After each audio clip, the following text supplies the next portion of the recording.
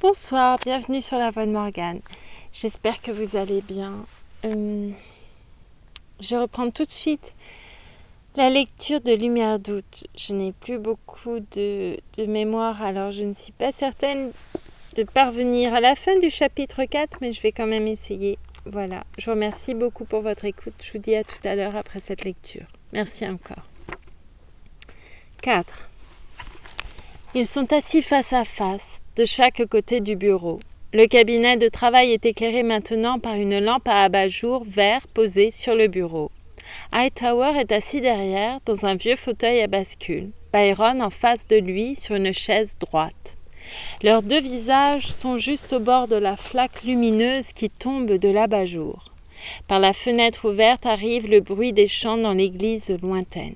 Byron parle d'une voix terne, unie. Ce fut étrange. Je pensais que s'il y avait un endroit au monde où l'occasion de mal faire ne viendrait pas tenter un homme, c'était bien la Syrie, un samedi après-midi.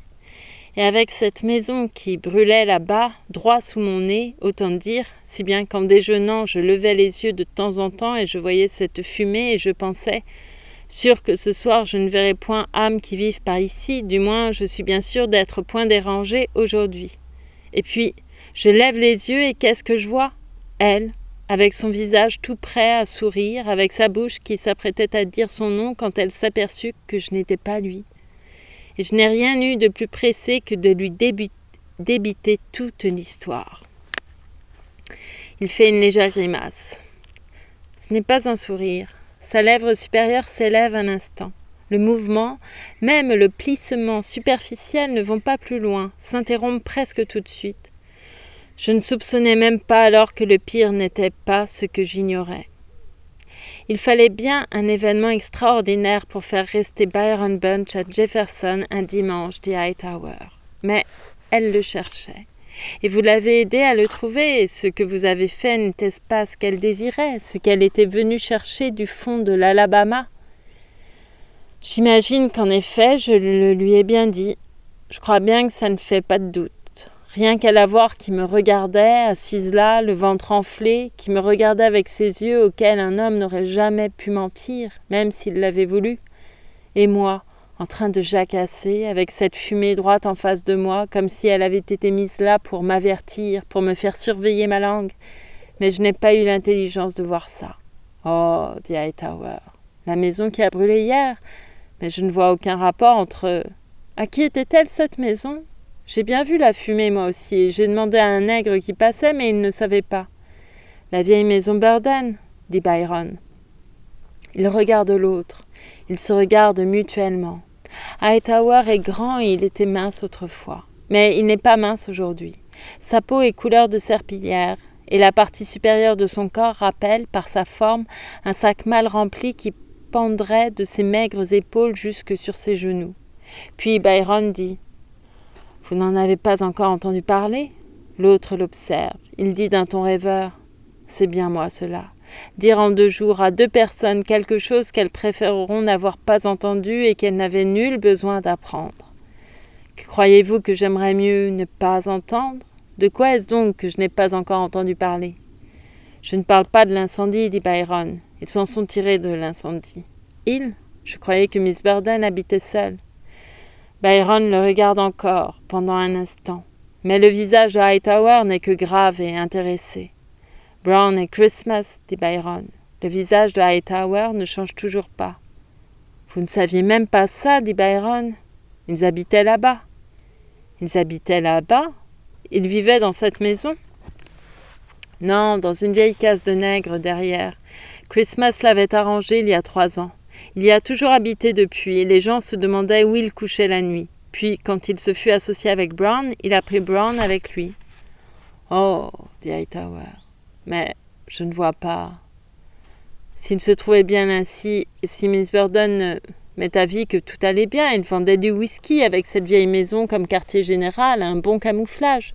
Je crois qu'elle ne savait pas ça, l'affaire du whisky.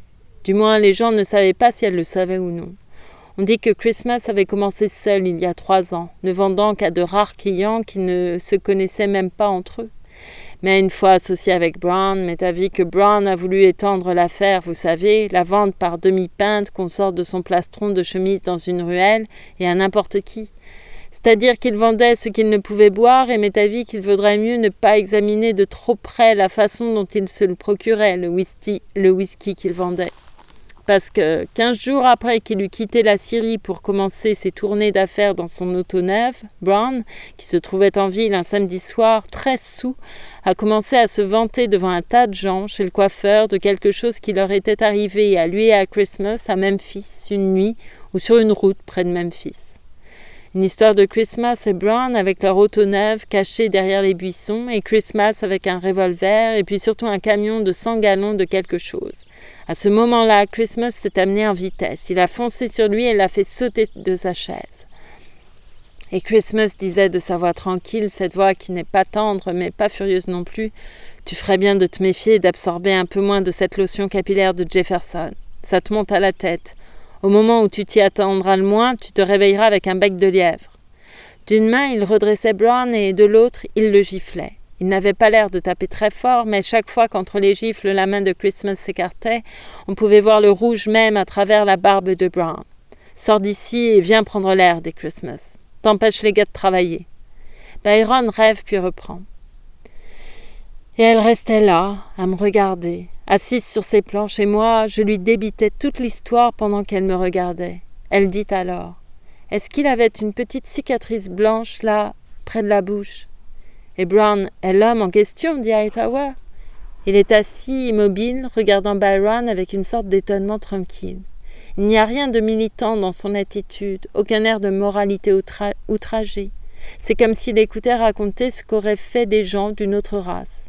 Son mari est un bootlegger. Tiens. Et pourtant Byron peut voir, derrière le visage du pasteur, quelque chose de latent, de prêt à s'éveiller. Quelque chose que Hightower lui-même ne soupçonne pas, comme si, à l'intérieur de l'homme, quelque chose essayait de le prévenir, de le préparer. Mais Byron pense que c'est simplement le reflet de ce que lui-même sait déjà et qu'il est sur le point de dire. Et je lui avais dit avant même d'avoir eu le temps de m'en apercevoir. Et même alors, j'aurais voulu me couper la langue, même alors que je croyais qu'il n'y avait rien d'autre. Il ne regarde plus le pasteur maintenant. Par la fenêtre, dans la nuit silencieuse, le bruit combiné de l'orgue et des chants arrive, faible et pourtant distinct, de l'église lointaine. Je me demande s'il l'entend aussi, pense Byron. Ou peut-être l'a-t-il tant écouté, et si longtemps qu'il ne l'entend même plus, qu'il n'a même plus besoin de ne pas écouter. Et elle est restée là toute la soirée pendant que je travaillais, et la fumée a enfin diminué, et moi je pensais à ce que je devais lui dire, à ce que je devais faire. Elle voulait se rendre tout droit là-bas. Elle me demandait le chemin. Quand je lui ai dit que c'était à 2000, elle a esquissé une espèce de sourire, comme si j'étais un enfant ou quelque chose comme ça. « J'arrive du fond de l'Alabama, dit-elle. Mais t'as vu que je vas point me préoccuper pour 2000 de plus. » Et alors je lui ai dit. Sa voix s'éteint. Il semble contempler le plancher à ses pieds. Il lève les yeux. J'ai menti, je crois. D'un côté, ce n'était pas un mensonge, c'était parce que je savais qu'il y avait des gens là-bas à regarder l'incendie et pour elle, s'amener là, essayer de le trouver. Je ne savais pas le reste moi-même à ce moment-là, le reste de l'affaire, le pire de l'affaire. Alors je lui ai dit qu'il était très occupé par son travail et que le meilleur moment pour le trouver serait en ville après 6 heures. Ça, c'était la vérité. Parce que je suppose que porter ces petites bouteilles froides sur sa poitrine, à même la peau, il appelle ça travailler. Et que si, par hasard, il n'était pas sur la place, ça serait simplement qu'il serait un peu en retard ou qu'il viendrait juste de disparaître dans une ruelle pour 1 minute. Je l'ai donc persuadée d'attendre. Elle est restée là, assise. J'ai continué à travailler, essayant de décider ce que je devais faire. Quand je pense maintenant combien je me tourmentais du peu que je savais, maintenant que je sais le reste, il me semble qu'alors je n'avais pas de raison de me préoccuper. Toute la journée, j'ai pensé comme tout serait facile si je pouvais simplement retourner à hier et n'avoir pas plus de sujet d'inquiétude maintenant que je n'en avais alors. Je ne vois toujours pas ce qui peut vous préoccuper, dit Hightower. Ce n'est pas votre faute si l'homme est ce qu'il est et si elle est ce qu'elle est. Vous avez fait ce que vous avez pu, tout ce qu'on peut attendre d'un étranger, à moins que... La voix s'éteint aussi. Puis elle meurt sur cette inflexion, comme si la pensée indifférente s'était muée en méditation, puis en un sentiment proche de l'anxiété. En face de lui, Byron est assis, immobile, le visage incliné et grave. Et en face de Byron, Hightower ne pense pas encore au mot « amour ». Il se rappelle seulement que Byron est encore jeune, qu'il a mené une vie de célibataire, de travail acharné, et que, d'après le récit de Byron, la femme qu'il n'a jamais vue possède au moins un élément de trouble, bien que Byron pense encore que ce n'est que de la pitié. Il se met alors à observer Byron, plus étroitement, sans froideur ni chaleur, et Byron continue de sa voix sans timbre. Il dit comment, vers 6 heures, il n'avait encore rien décidé. Quand Lena et lui arrivèrent sur la place, il n'avait encore rien décidé. Et c'est alors que l'expression surprise de Hightower commence à prendre une teinte de réticence, de pressentiment, tandis que Byron parle tranquillement, raconte comment, après avoir atteint la place, il avait décidé d'emmener Lena chez Mrs. Bird. Et Byron parle tranquillement. Il pense, il se rappelle. On aurait dit qu'il y avait dans l'air, dans le soir, quelque chose qui donnait au visage familier des hommes un air étrange, et lui, qui n'avait encore rien entendu dire, n'avait pas besoin de savoir qu'un événement était venu transformer en une affaire enfantine le premier dilemme de son innocence pour comprendre, avant même de savoir ce qui était arrivé, que Lena ne devait pas être mise au courant. Il n'avait même pas besoin de s'entendre dire par des mots qu'il avait sûrement retrouvé le Lucas Birch perdu. Il lui semblait maintenant que seule la stupidité, l'imbécilité la plus crasse l'avait pu laisser dans l'ignorance. Il lui semblait que la fatalité, les circonstances avaient mis tout le jour cette colonne de fumée jaune dans le ciel comme un avertissement. Et lui, trop stupide pour en saisir le sens. Aussi ne voulait-il pas le leur laisser dire. Aux hommes qui passaient, l'air qui soufflait sur eux en était tout rempli, de crainte qu'elle n'entendît. Peut-être savait-il alors qu'il faudrait bien qu'elle l'apprît tôt ou tard, qu'à un certain point de vue, c'était son droit de savoir. Il lui semblait que s'il réussissait seulement à lui faire traverser la place et à la faire entrer dans une maison, sa responsabilité serait dégagée. Non sa responsabilité pour le mal dont il se jugeait responsable à cause de cet après-midi passé avec elle pendant que la chose avait lieu.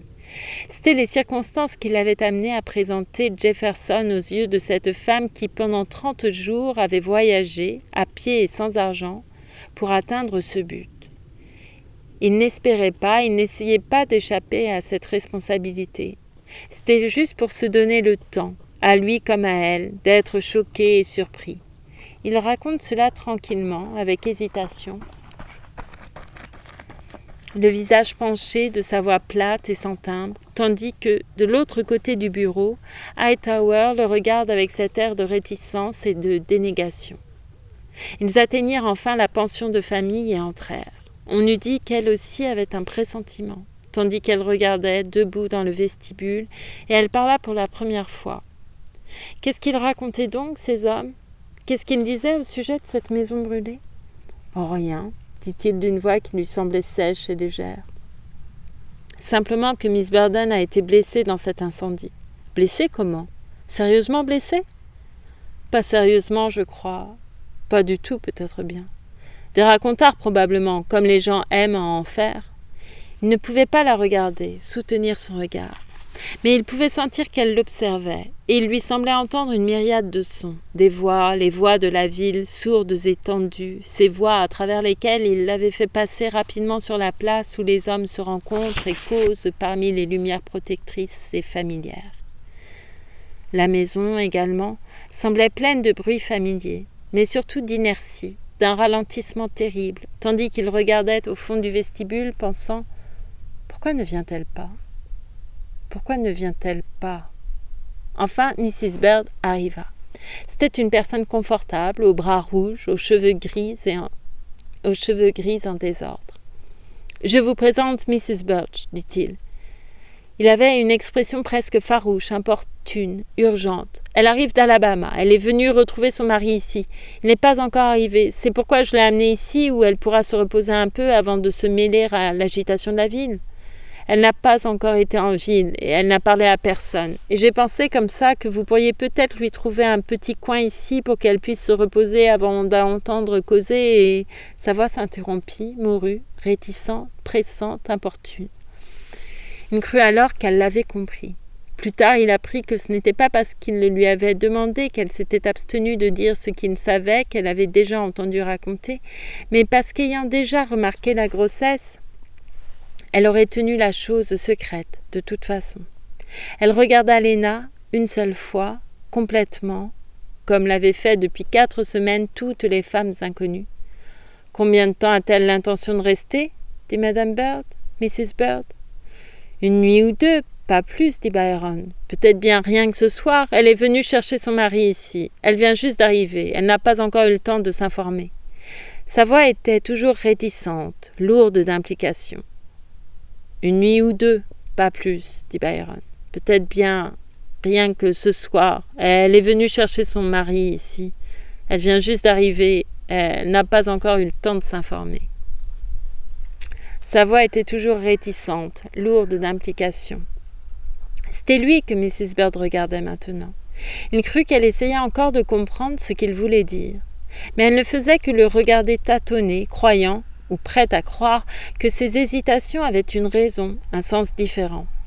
Puis elle regarda de nouveau Léna. Ses yeux n'étaient pas vraiment froids, mais ils n'avaient pas de chaleur non plus. « M'est avis que pour le moment, elle ferait mieux de ne pas tenter d'aller ailleurs, dit-elle. « C'est ce que j'ai pensé, dit Byron rapidement, intensément. Avec toute cette agitation, tous ces potins qu'il lui faudrait peut-être entendre, elle qui n'a encore rien entendu, si vous êtes au complet ce soir, j'ai pensé que vous pourriez peut-être lui donner ma chambre. »« Oui, dit aussitôt Mrs. Bird, vous allez du reste partir dans quelques minutes. Vous désirez qu'elle occupe votre chambre jusqu'à votre retour, lundi matin ?»« Je ne pars pas ce soir, dit Byron sans détourner les yeux. Je me trouve dans l'impossibilité de partir cette fois-ci. » Il regardait fixement des yeux froids, déjà incrédules. Il la regardait qui, à son tour, s'efforçait de lire ses pensées, convaincue qu'elle lisait celles qui étaient vraiment là et non celles qu'elle croyait y voir. On dit que seul le menteur entraîné peut tromper. Mais il arrive bien souvent que le menteur entraîné et chronique ne se ment qu'à lui-même. L'homme dont les mensonges sont le plus aisément acceptés est celui qui, toute sa vie, a joui de la réputation de franchise. « Oh !» dit Mrs. Bird en regardant de nouveau Léna. « Est-ce qu'elle n'a pas de connaissance à Jefferson ?»« Elle ne connaît personne ici, dit Byron, de ce côté-ci de l'Alabama. Vraisemblablement, Mr. Birch arrivera demain matin. »« Oh !» dit Mrs. Bird. « Où allez-vous coucher ?» Puis, sans attendre la réponse, « Je crois que je peux lui faire dresser un lit dans ma chambre pour cette nuit, si elle n'y voit pas d'objection. »« Ça sera parfait, dit Byron. Ça sera parfait. » Quand la cloche du dîner sonna, il était tout prêt. Il avait pu parler à Mrs. Bird. Il ne lui avait jamais fallu si longtemps pour inventer un mensonge. Et ce n'était même pas nécessaire. Ce qu'il essayait de cacher était sa propre protection. « Les hommes vont en parler à table, dit Mrs. Bird. M'est avis qu'une femme dans sa position, et par-dessus le marché ayant à trouver un mari du nom de Birch, pensait-elle avec une ironie sèche, n'a pas besoin d'en entendre davantage sur les diableries des hommes. Vous l'amènerez plus tard, quand tout le monde aura fini de manger. » C'est ce que fit Byron. Léna mangea encore de bon appétit avec cette même dignité grave et convaincue, mais elle tomba presque endormie, le nez dans son assiette, avant d'avoir fini. « C'est fatigant pour sûr de voyager, expliqua-t-elle. « Allez vous asseoir dans le salon pendant que je prépare votre lit, dit Mrs. Bird. « Je voudrais bien aider, dit Léna. Mais Byron lui-même pouvait voir qu'elle ne le voulait pas et qu'elle tombait de sommeil. « Allez vous asseoir dans le salon, dit Mrs. Bird. Bien sûr que Mr. Bunch ne refusera pas de vous tenir compagnie pendant 1 ou 2 minutes. » Je n'osais pas la laisser seule, dit Byron. Derrière son bureau, Hightower n'a pas bougé. Et nous étions là, assis, au moment même où tout se passait dans le bureau du shérif, à l'instant même où Brown dévoilait tout. Lui, Christmas, le whisky, tout. Il n'y avait que le whisky qui n'était une nouveauté pour personne depuis qu'il avait pris Brown comme associé. M'est avis que la seule chose qui devait étonner les gens, c'était pourquoi Christmas s'était associé avec Brown. Peut-être était-ce parce que, non seulement on trouve toujours son semblable, mais encore parce qu'on ne peut jamais éviter que votre semblable vous trouve. Même quand la ressemblance ne porte que sur un point, parce que Christmas et Brown eux-mêmes, malgré leurs traits communs, étaient bien différents. Christmas défiait la loi pour gagner de l'argent, et Brown défiait la loi parce qu'il n'était même point capable de se rendre compte qu'il le faisait. Comme le soir, par exemple, où, chez le coiffeur, étant saoul, il parlait à voix haute jusqu'à ce que Christmas lui entraînait dehors. Et Mr. Maxey dit alors « Qu'est-ce que vous croyez qu'il s'apprêtait à nous raconter sur lui et l'autre gars ?» Et le capitaine McClendon dit « Je n'ai aucune idée. » Et Mr. Maxey dit « Pensez-vous qu'ils osaient vraiment arrêter le camion d'alcool d'un autre contrebandier ?» Et McClendon dit « Ça vous étonnerait si on vous disait que ce gars, Christmas, n'a jamais rien fait de pire dans sa vie ?» Voilà ce que Brown racontait hier soir. Mais tout le monde savait ça. Il y a longtemps qu'on disait qu'il faudrait avertir Miss Burton. Mais sans doute personne n'avait envie d'aller là-bas le lui dire, parce que personne ne se doutait alors de ce qui allait se passer. Mais t'as vu qu'il y a des gens par ici qui ne l'ont jamais vu. Sûr que j'aimerais point aller dans cette vieille maison où personne ne l'a jamais vue, sauf peut-être en passant en voiture, quelqu'un qui aurait pu l'apercevoir de temps en temps debout dans la cour avec une robe et un chapeau de jardin que certaines négresses de ma connaissance ne voudraient pas porter vu leur forme et l'allure extraordinaire que ça lui donnait. Peut-être le savait-elle déjà. Étant Yankee, ça lui était peut-être égal, et puis personne ne se doutait de ce qui allait arriver. Alors comme ça, je ne l'ai quittée que lorsqu'elle fut au lit. Je voulais venir vous voir tout de suite, mais je n'ai pas osé la laisser. Les autres pensionnaires passaient dans le couloir et je ne savais pas si l'un d'eux n'allait pas entrer et se mettre à lui parler, à lui raconter toute l'affaire. Je pouvais déjà les entendre en causer sur la véranda, et elle qui me regardait toujours avec son visage tout prêt à me redemander ce que c'était que cet incendie. Alors je n'ai pas osé la laisser. Et nous étions assis là, dans le salon, et elle pouvait à peine tenir ses yeux ouverts, et moi, je lui disais que j'arriverais bien à le lui retrouver, mais qu'il fallait que j'aille parler à un pasteur de mes amis qui l'aiderait à faire savoir à l'homme qu'elle était là. Et elle restait assise, les yeux fermés, pendant que je lui parlais, sans savoir que je savais qu'elle et l'individu en question n'étaient pas encore mariés. Elle croyait qu'elle avait trompé tout le monde, et elle me demanda ce que c'était cet homme auquel je voulais parler d'elle. Et je lui ai dit, et elle était là, assise, les yeux fermés, si bien qu'à la fin j'ai dit « Vous n'avez pas entendu un seul mot de ce que je viens de vous dire ?» Et elle, s'éveillant un peu, mais sans ouvrir les yeux, dit « Est-ce qu'il peut encore marier les gens ?» Et j'ai dit « Quoi ? Faire quoi ?» Et elle a dit « Est-il encore assez pasteur pour pouvoir marier les gens ?» Hightower n'a pas bougé.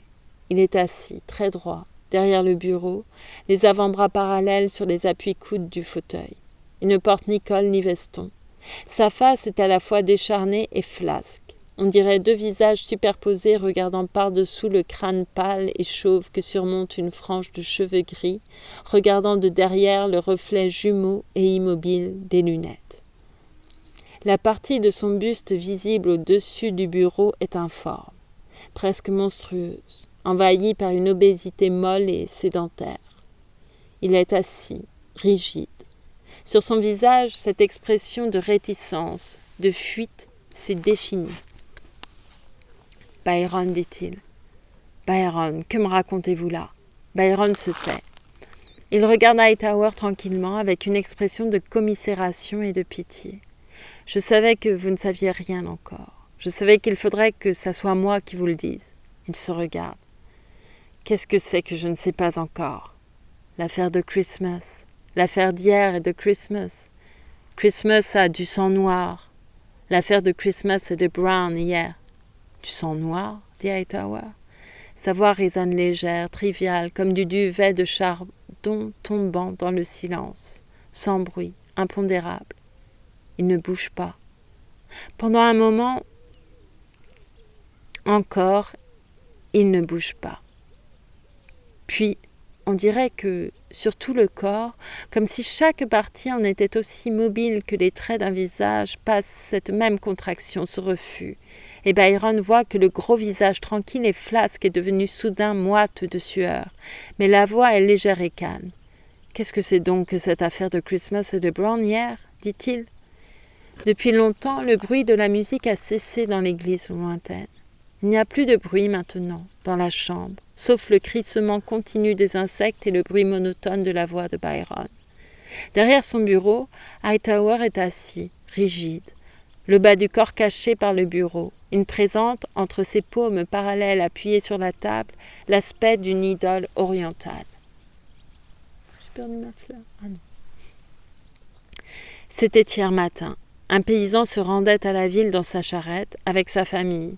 C'est lui qui le premier remarqua l'incendie. Plutôt non, il n'arriva que le second, parce qu'il a dit qu'après avoir défoncé la porte, il vit qu'il y avait déjà quelqu'un.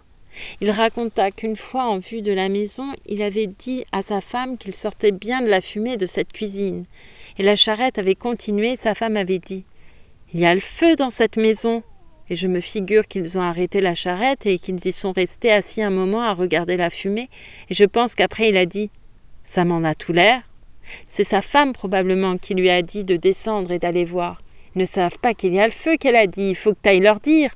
Et il est descendu de la charrette et il est allé jusqu'à la véranda. Il s'est arrêté, il a crié « Hello, hello !» pendant un moment. Il a raconté qu'il pouvait entendre le feu à l'intérieur de la maison. Alors, il a donné un coup d'épaule dans la porte et il est entré. Et c'est alors qu'il a trouvé celui qui avait découvert l'incendie le premier. C'était Brown. Mais le paysan ne savait pas ça. Il a dit seulement que c'était un ivrogne et on aurait dit qu'il venait juste de tomber du haut en bas des escaliers. « Eh monsieur, votre maison brûle !» a dit le paysan avant d'avoir compris à quel point l'homme était saoul. Et il a raconté comment l'homme s'obstinait à répéter qu'il n'y avait personne au premier étage, que du reste tout le haut était en flammes et que ce n'était pas la peine de chercher à rien sauver. Mais le paysan savait qu'en haut, le feu ne devait pas être si violent que ça, vu qu'il était par derrière, vers la cuisine. En outre, l'homme était trop saoul pour se rendre compte. Et il a raconté comment il soupçonna qu'il y avait quelque chose de louche rien qu'à voir la façon dont l'ivrogne s'efforçait de l'empêcher de monter. Alors il commença à monter et l'ivrogne essayait de le retenir. Il donna une bourrade à l'ivrogne et il continua à monter.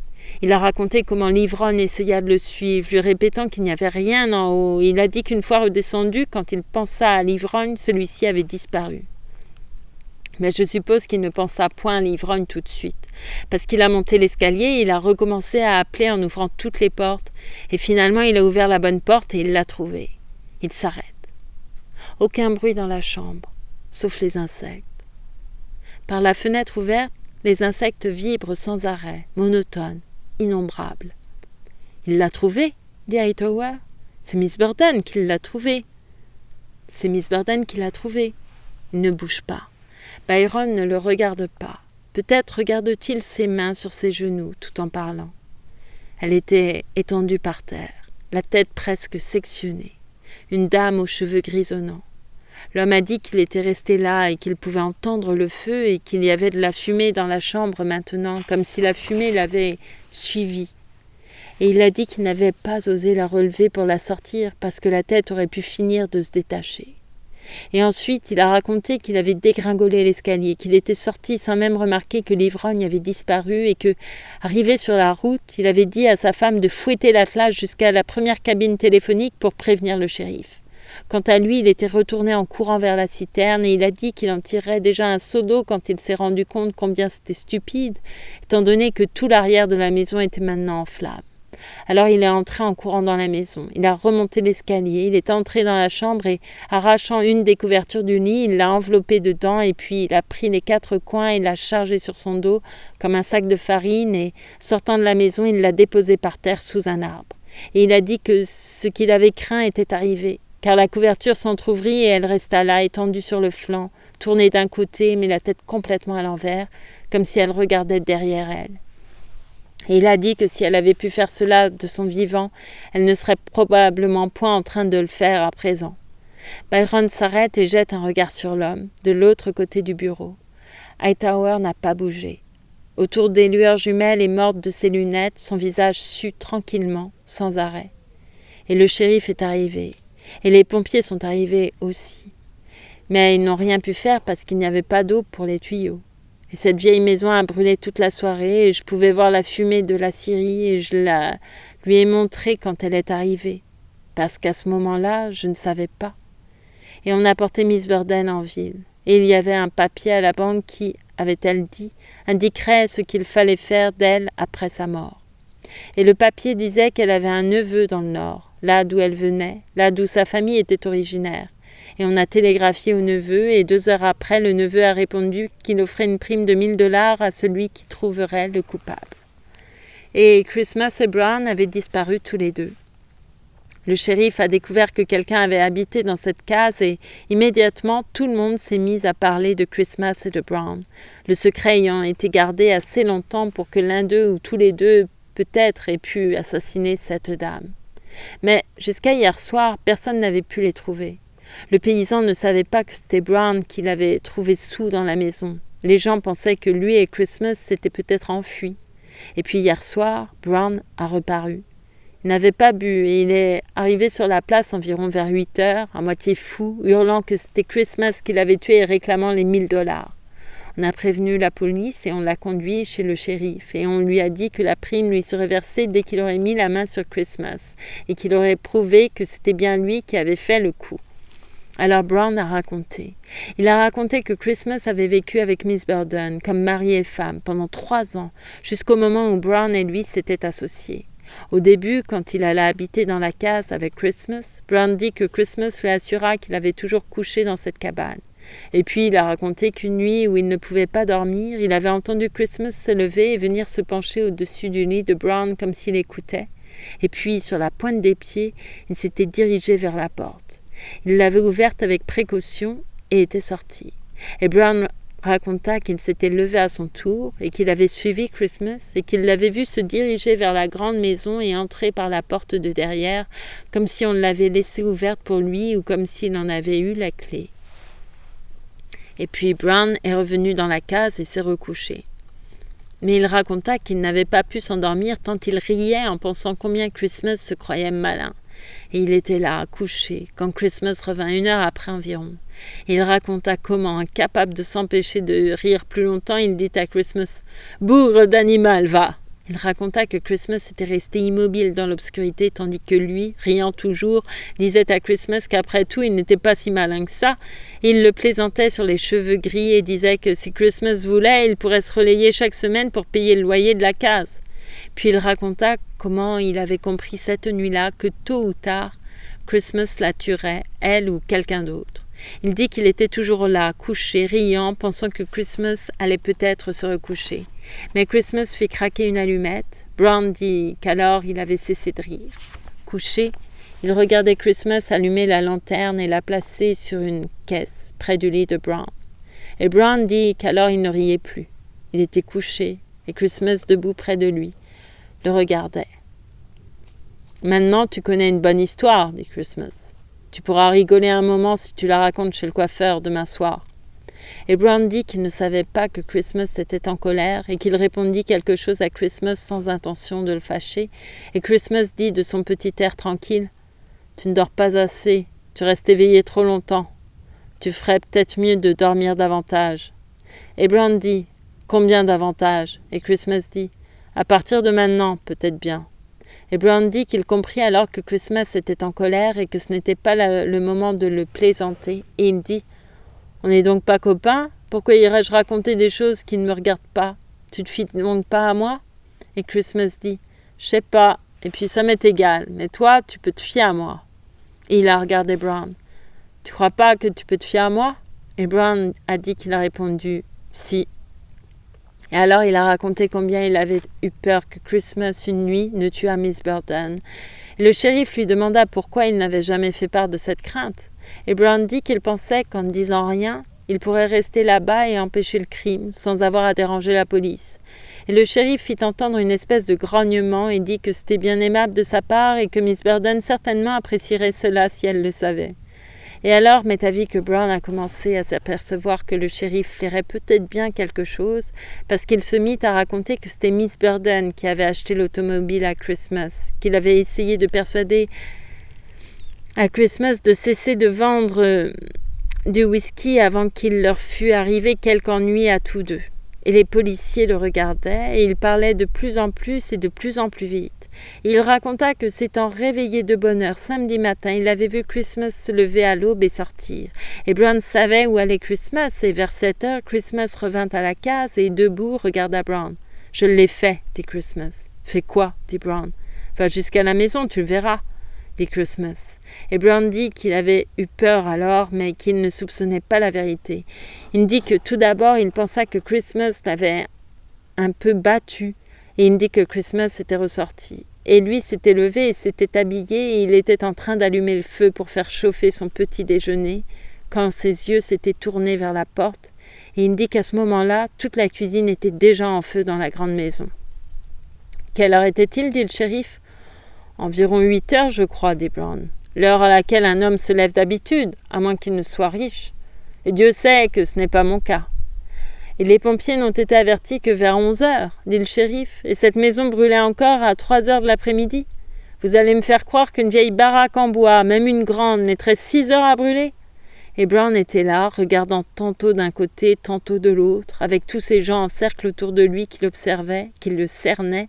« Je ne vous dis que la vérité, » dit Brown. « C'est ce que vous m'avez demandé. » Il regardait tantôt d'un côté, tantôt de l'autre, hochait la tête. Puis il se mit à crier, pour ainsi dire. « Comment voulez-vous que je sache l'heure qu'il était ? Est-ce que vous vous figurez qu'un homme qui fait le travail d'un nègre dans une scierie est assez riche pour se payer une montre ? Voilà 6 semaines que vous ne travaillez plus à la scierie, ni nulle part ailleurs, dit le brigadier de gendarmerie.